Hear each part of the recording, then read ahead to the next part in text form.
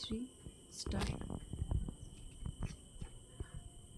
আজ আমি তোমাদের শেখাবো দশম শ্রেণীর বৃত্তের স্পর্শক অঙ্কন।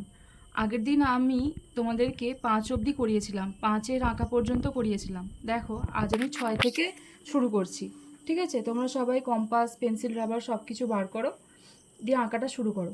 কিভাবে আমি করছি দেখো। 232 পাতা খুলবে তোমাদের গণিত পাঠ্য বইয়ে, ঠিক আছে, দশম শ্রেণীর। নাও 6-এর কোশ্চেনটা করাবো। প্রথমে 6-এর কোশ্চেনটা আমি পড়ি, তোমরা ভালো করে শোনো। 8 সেমি দৈর্ঘ্য বিশিষ্ট একটি সরলরেখাংশ এক্স ওয়াই অঙ্কন করে এক্স ওয়াইকে ব্যাস করে একটি বৃত্ত অঙ্কন করি। এক্স ও ওয়াই বিন্দুতে বৃত্তের স্পর্শক অঙ্কন করি এবং ওই স্পর্শক দুটির মধ্যে কি সম্পর্ক তা লিখি। তাহলে আমাদের প্রথমে কি করতে হবে, একটা 8 সেমি দৈর্ঘ্য বিশিষ্ট একটা সরলরেখাংশ আঁকতে হবে। আমরা আগে আঁকি।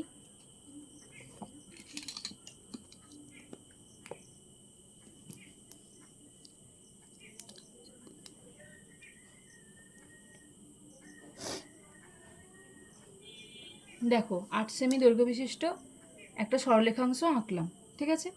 তারপর কি করব দেখো, এখানে বলেছে এক্স ওয়াইকে ব্যাস করে একটি বৃত্ত অঙ্কন করি, ঠিক আছে।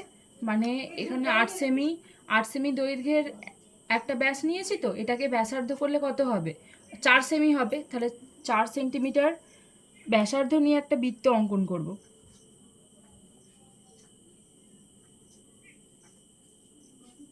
দেখো এইভাবে। তারপর কম্পাসটা এখানে বসাবে, কম্পাসটা বসিয়ে এখানে মাপটা সমান করে নেবে।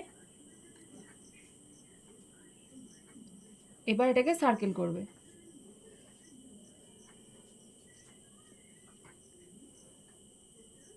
হলো।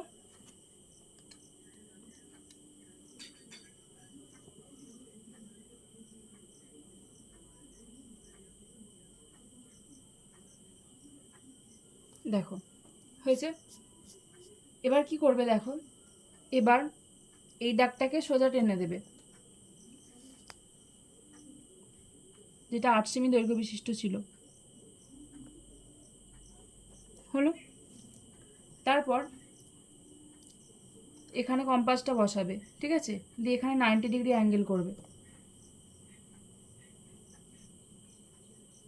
এখানে বসিয়ে আবার কাটবে, এখানে বসিয়ে আবার কাটবে উপরের দিকে, এখানে বসিয়ে এখানে, ঠিক আছে। এদিকেও সেমভাবে করবে, এখানে বসাবে, দিয়ে এরকম করবে। এখানেও 90 ডিগ্রি অ্যাঙ্গেল আঁকছি আমরা, দিয়ে উপর দিকে, এদিকে, আবার এখানে বসিয়ে এইদিকে। এই দাগটা ছোট্ট হলো, তাই একটু বড় করে দিই। দিয়ে তারপর এখানে আমরা বিন্দু পেলাম, দেখো। এবার এগুলোকে যোগ করে দেবে।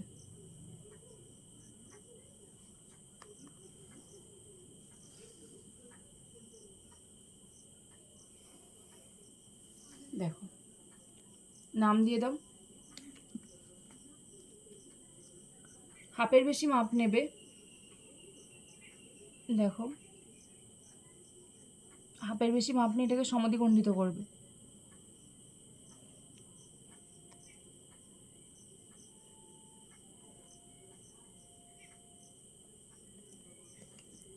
দিয়ে এই বাহুটাকে যুক্ত করবে,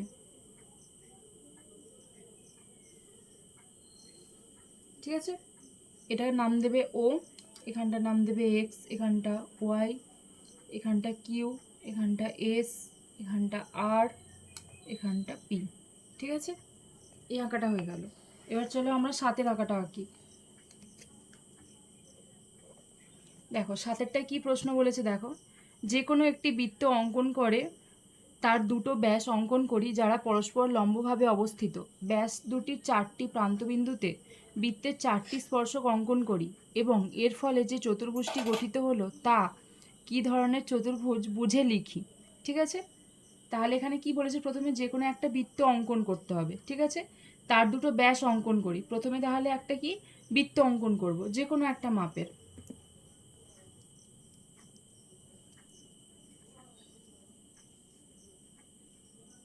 মোটামুটি একটা বৃত্ত অঙ্কন করবে, খুব ছোটও নয় আবার খুব বড়ও নয়।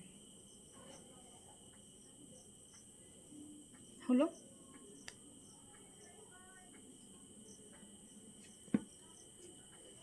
এবার দেখো স্কেল দিয়ে তোমরা বৃত্তের ব্যাসটা সোজা লাইন টেনে নেবে উভয় দিকটাতেই। হলো। তারপর কি বলেছে দেখো, এখানে দুটো ব্যাস অঙ্কন করি যারা পরস্পরকে লম্বভাবে অবস্থিত। ব্যাস দুটির চারদিকে প্রান্তবিন্দুতে বৃত্তের 4টি স্পর্শক অঙ্কন করি।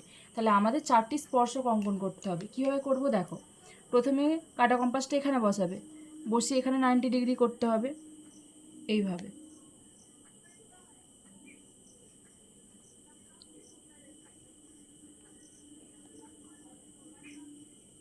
আবার এদিকেও করব সেমভাবে।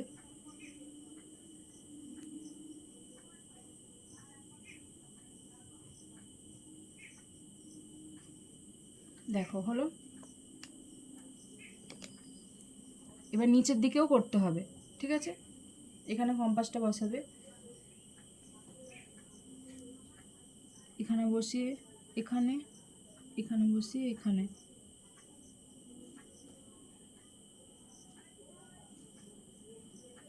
এখানে বসিয়ে এখানে, এখানে বসিয়ে এখানে, ঠিক আছে। আবার সেমভাবে এদিকটাতেও করতে হবে।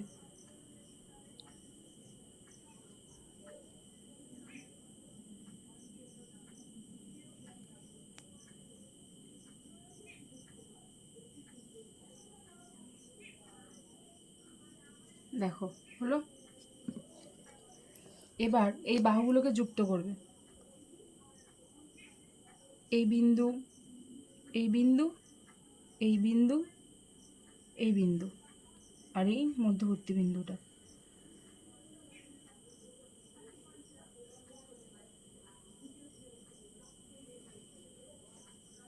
দেখো যুক্ত হলো। এটা দেখো যুক্ত করতে হবে। এটা আর একবার মুছে ঠিক করে আঁকি, মনে হচ্ছে মাপটা এদিক ওদিক হয়ে গেছে, তাই লাইনটা সোজা হয়নি।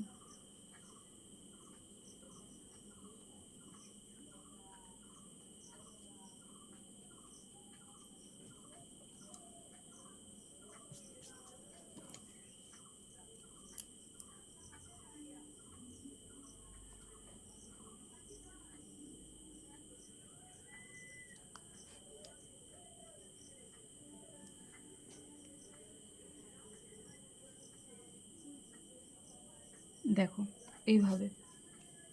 এবার যুক্ত করে দেখো, এখনো হয়নি, আর একটু এদিকে যেতে হবে। এখানটা পুরোটাই ক্লিয়ার করে দিই, ক্লিয়ার করে আবার এখানটা ঠিক করে করি। দেখো আর একবার মাপটা ঠিক করে নেবে, এখানে বসিয়ে একবার ভালো করে বৃত্তটা সেট করে নাও, ঠিক আছে। দিয়ে এই মাপটাকে আর একবার পুনরায় নিয়ে নাও সঠিকভাবে, হাত যেন না বেঁকে যায়, ঠিক আছে। এইভাবে হলো। দিয়ে এখানে বসিয়ে এরকমভাবে আঁকলে, দিয়ে দেখো এইভাবে করতে হবে। তারপর এখানে বসিয়ে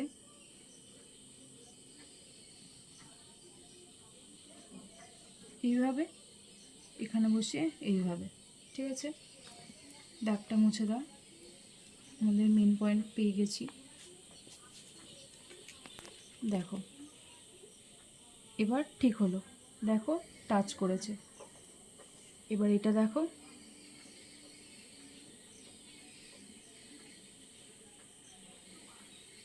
টাচ করেছে, ঠিক আছে। এবার এরপরেরটা আঁকো। যে দুটো আঁকা করালাম সেই দুটো আঁকা তোমরা অবশ্যই খাতায় করে নেবে, আর আমাকে কমেন্টের মাধ্যমে জানাবে যে আর কোন কোন আঁকাগুলো তোমাদের করতে অসুবিধা হচ্ছে, তাহলে আমি সেগুলো ভিডিওর মাধ্যমে তোমাদের দেখিয়ে দেবো। আর কোন কোন ক্লাসের ভিডিও তোমরা চাইছো সেটা আমাকে কমেন্টের মাধ্যমে জানাবে। আর এরকম আরও ভিডিও পেতে হলে তোমরা অবশ্যই চ্যানেলটাকে সাবস্ক্রাইব করে রাখবে, ঠিক আছে, যাতে সবসময় নোটিফিকেশানটা তোমাদের কাছে চলে যায়।